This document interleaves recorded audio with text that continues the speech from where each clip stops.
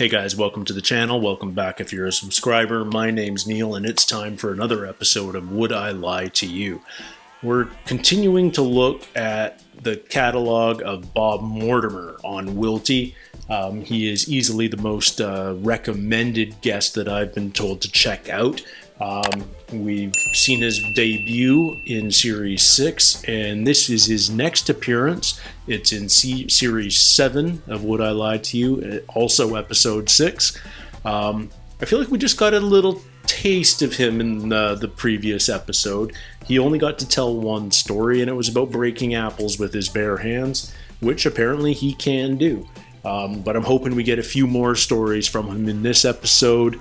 He definitely has piqued my interest, and I'm very interested to see more of his ability on this show.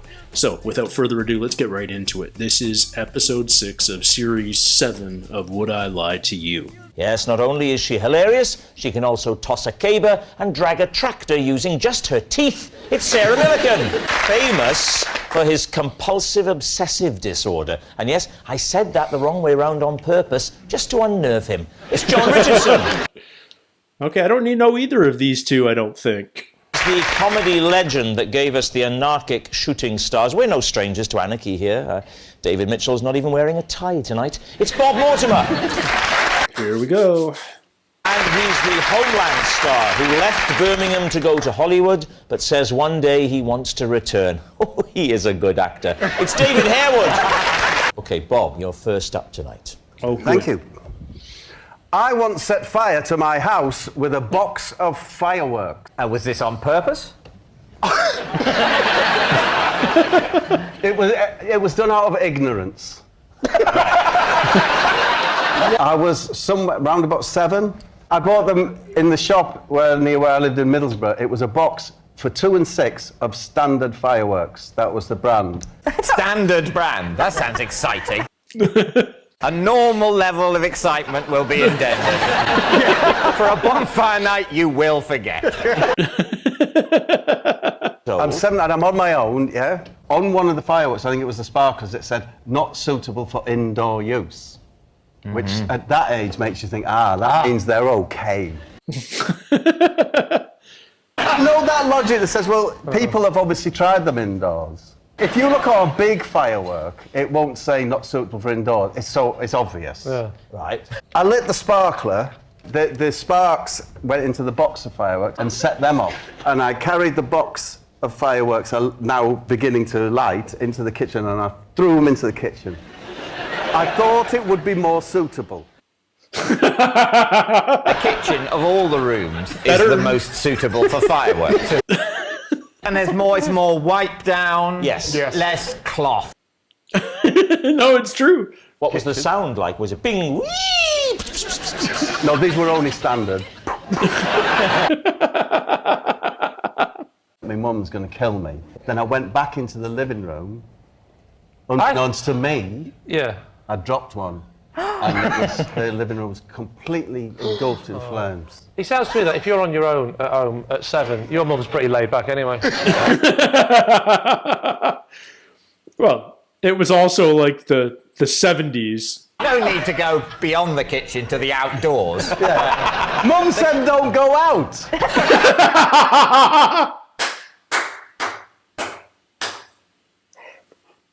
It's good to know there was at least one rule in your house. What time of day did all this happen? This happened mid-afternoon.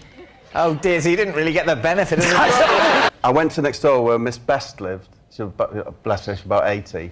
And I knocked on their door and said, my house is on fire. And she said, do you know, I thought it was. She called the fire brigade. They fired their water hoses throughout the house. Yes. Ruining it. Even Not ruining it. Yeah. You do know that before they put out fires, it's already ruined, don't you? Lee, You're making this house all wet. It was lovely and warm before. it's the water damage that knackers the house. Is it? Not the fire? Not the fire. If they would use their boots to put it out. I was in a family of 4 children, and we were homeless. where How much of the house did the Inferno claim? It's gone. Entire That's house what, the gone. whole house gone. the whole house burnt down. Burnt down. If you don't know what you dropped, Yeah. in the living room. Is there a chance that it's just a coincidence? No, it could be. That it might not have been your fault? That's what I said to the press. What press? Who did you speak to? Local press. You know, they're their hats on, trilbies, sniffing around. What was this, the 30s? Called things like Scoop McLean. I believe he was called Ron Waffle. The other ace reporter on the Gazette was John Caramel. It was one of them two. Caramel and waffle. The question is whether you think Bob has been telling the truth. Well, I I have no thought it idea. seemed very plausible until we heard about caramel and waffle. I think it's a lie. It's a lie. Well, I think it's true. I think it's true. So you're going I to think go it's a for lie. truth. Yeah. It's a lie. I was telling the truth. Oh, man. Wow. Entirely? Like, When I'm stressed, I often take a water-free bath. what? Do you get undressed? No. Do you just sit in the bath? Well, I lie in the bath. Do you imagine there's water in the bath, or does your mind accept it's not there? No, you know it's not there. I'm not an idiot. I know it's not there. Well, a bath is stress relieving, isn't it? But then it's quite a faff, innit? Running the water, taking your clothes off, then you're wet, you've got to dry yourself. Then you've got to put your clothes back on. Well, if why you just get in without all that faff, you get all the joy of a bath and none of the fuss. Do you? Are you always alone? I don't just sit there, like, in the bath, like, you know, Yeah. I don't smoke. But You can have an imaginary cigarette if you're having an imaginary bath. It's fine. I think it's total nonsense. We're going to say lie. Lie. I team say believe lie, it. so I have to go believe with it. it. You're all saying it's a lie. No, it's a Okay. lie. It's a lie. It's a lie. it was, sadly, true. Oh, man. I should have stuck with my first instinct. Please welcome this week's special guest, Keith. Bob, what is Keith to you? This is Keith. He's my oldest friend. And when we were at school together, we hid a dictaphone in the classroom ceiling to confuse our teacher. This is my old teacher, Keith.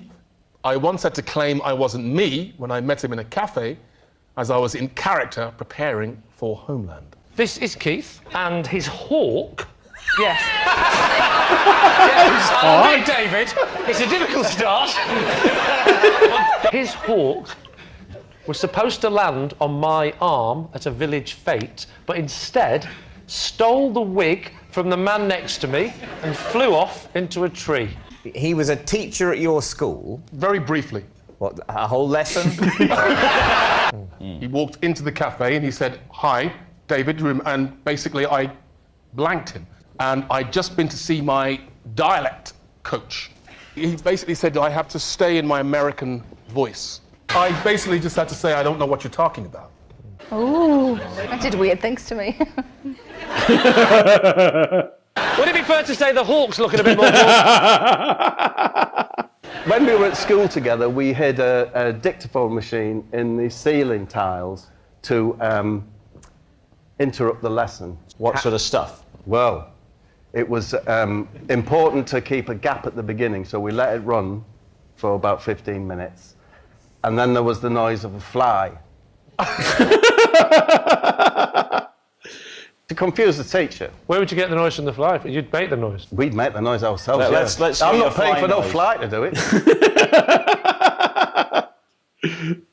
So Yes, there was silence, Yeah. then a little bit of fly, silence, a little bit of fly, and then quite loudly, but not to frighten anyone, the word wolf.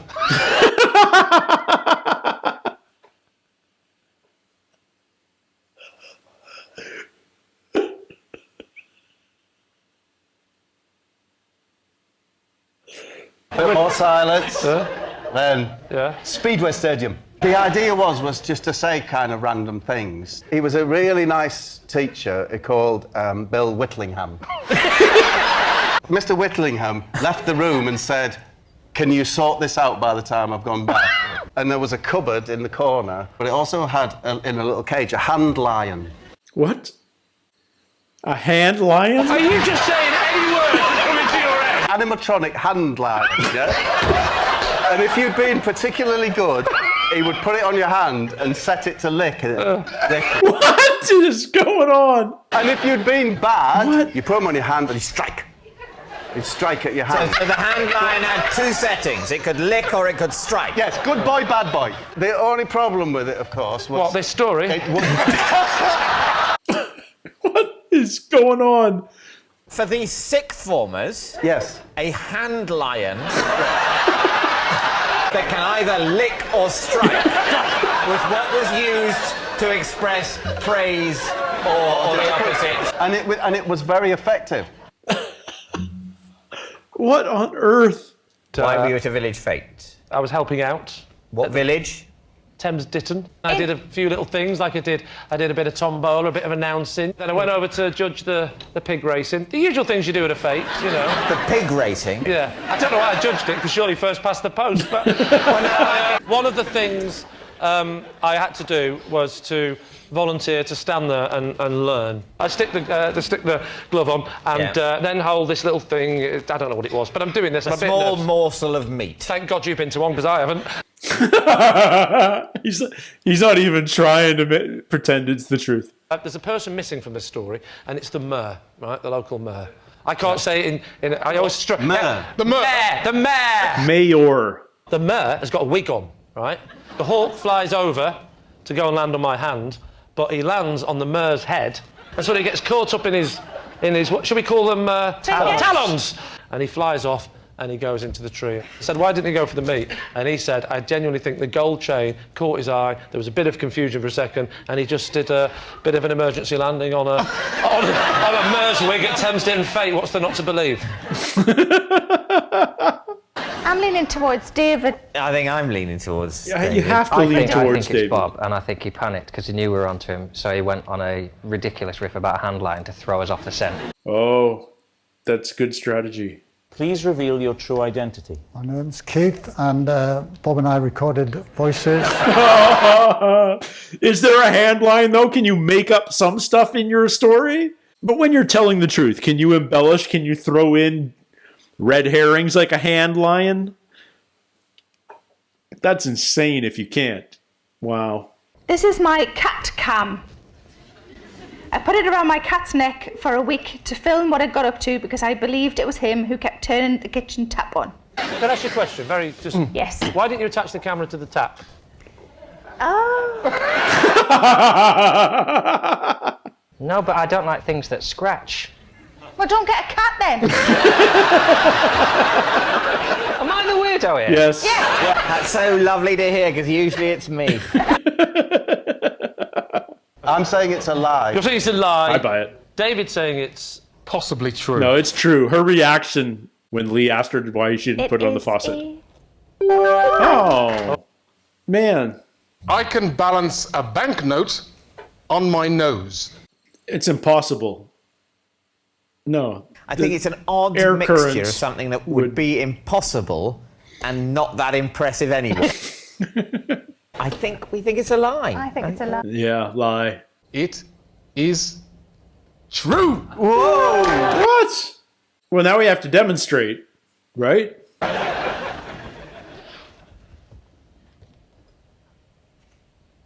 Ooh. Wow. That was more impressive than it sounded. Lee's team have triumphed by 3 points to 2. Bob Mortimer, so far 2-0. It's not just a team game, and my individual liar of the week this week is Bob Mortimer. Easily deserved. Easily deserved. Okay. I'm beginning to see the appeal. Bob's hilarious. It's the extraneous details that elevate his stories to the next level. What is up with the hand line? Is that a real thing? I need to understand the mechanics of this show a little better, because can you tell the truth but throw in a few embellishments in there to make it sound a little more fanciful and a little more off the wall and less believable? I just don't get the hand line. That makes no sense to me. But I love that he remembers the names of like the local newspaper reporters when he burned down his house at age 7 and things like that. It's that stuff that just is a sign of a natural storyteller. Really entertaining show. I had a lot of fun watching it. I hope you guys had fun watching it with me. Would I Lie to You is kind of occupying that slot in my channel right now, where it's just sort of filling in gaps and stuff. But I'm having a lot of fun with it, so I will try and react to episodes whenever I can. The best thing to do for you guys is to subscribe so that it pops up on your feed whenever I do a Wilty reaction. And until the next one, take care, stay healthy, and we'll see you soon. Cheers.